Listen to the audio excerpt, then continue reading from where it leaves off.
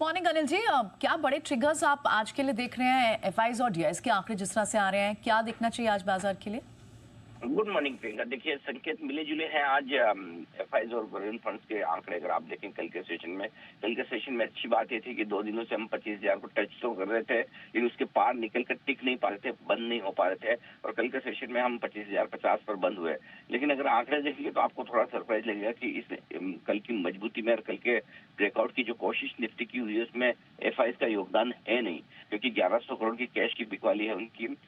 323 करोड़ के index futures और साथ ही स्टॉक फ्यूचर्स भी 1070 करोड़ के आसपास के बेचे, यानी कि नेट करीबन 2500 करोड़ की बिकवाली एफआईएस की तरफ से। इसका मतलब क्लियर कट है कि जो कुछ बाजार में कल मजबूती लौटी उसके पीछे एक तो घरेलू फंड वो लगातार जो खरीदारी कर रहे हैं, कल भी 1800 करोड़ की खरीदारी की, उनका सहयोग है। और दूसरा, अब रिटेल ट्रेडर्स और इन्वेस्टर्स धीमे धीमे बाजार में लौट रहे हैं। कल लगातार 5वें दिन जो तेजी बनी है उसमें उनका कॉन्फिडेंस अब धीरे धीरे आता दिख रहा है, वहां से खरीदारी का सपोर्ट आता हुआ दिख रहा है। तो अगर आप एफआईएस के आंकड़े देकर मूड बनाना चाहते हैं तो फिर जाहिर सी बात है कि थोड़ी निराशा हाथ लगेगी कि नहीं, कुछ उन्होंने खरीदा नहीं है।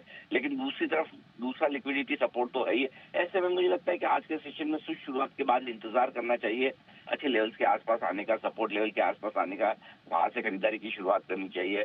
क्योंकि एफआई नहीं खरीद रहे हैं तो थोड़ी बहुत प्रॉफिट बुकिंग ऊपरी स्तरों पर होती हुई भी दिखेगी, या पहले फ्लैट खुलकर अगर मजबूत हो जाए, पहले भाग जाए, तो वहां पर ऊपर के लेवल पे प्रॉफिट बुकिंग भी आती दिखेगी। तो दोनों तरफ ट्रेडिंग के मौके बन सकते हैं।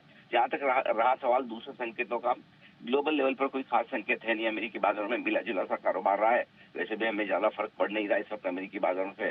टैरिफ के मोर्चे पर कोई खास खबर है नहीं, नया डेवलपमेंट है नहीं। रशिया यूक्रेन को लेकर भी कोई नया डेवलपमेंट है नहीं। तो हमें जिन ट्रेडर्स पर ट्रेड करना है वो डोमेस्टिक फ्लोज ही हैं, जो कि मिले जुले हैं। जी ऑलराइट, तो इन मिले जुले संकेतों के बीच आप अनिल जी आज स्ट्रैटेजी फिर इंडेक्स पर बनाएं कैसे? 24,875 25,000 ये अच्छी रेंज है। इस रेंज में आने पर निफ्टी में खरीदारी करनी चाहिए। दो टुकड़ों में 25,000 के आसपास। 24,975 25,000 पहला एंट्री पॉइंट होगा। 24,850 875 आपका दूसरा एंट्री पॉइंट हो सकता है, जहां पर आप दो टुकड़ों में खरीदें। ऊपर 25,100 इसके ऊपर तेजी बनना शुरू होगी। और अगर गलती से 25,200 250 तक पहुंचे, मुझे लगता है थोड़ा मुश्किल है, लेकिन अगर वहां पर आए तो थोड़ी प्रॉफिट बुकिंग करके आप आराम से इंतजार कर सकते हैं। जहां तक सवाल बैंक निफ्टी का है, 55,350 55,500 पहला सपोर्ट रेंज है।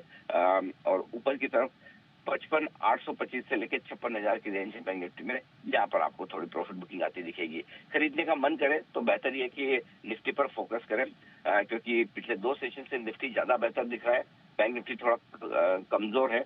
कमजोरी का संकेत बैंक निफ्टी से ज्यादा आता दिख रहा है, तो शॉर्ट करने का या ऊपर में बेचने का मन करे तो बैंक निफ्टी ज्यादा बेहतर हो सकता है। जी ऑलराइट, ठीक है, ये स्ट्रैटेजी इंडेक्स पर और बैंक निफ्टी ज़्यादा बेहतर हो सकता है। ये सारे ट्रिगर्स हमें बताने के लिए बहुत बहुत शुक्रिया आनंद जी। चलिए, तो ये तो बड़ी स्ट्रैटेजी हो गई